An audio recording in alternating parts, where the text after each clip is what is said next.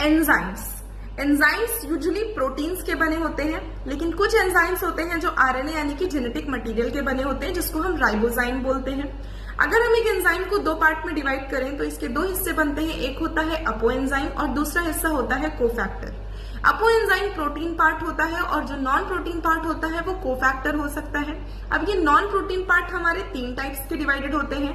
पहला होता है प्रोस्थेटिक ग्रुप, दूसरा होता है कोफैक्टर और तीसरा होता है हमारे मेटालिक आयंस।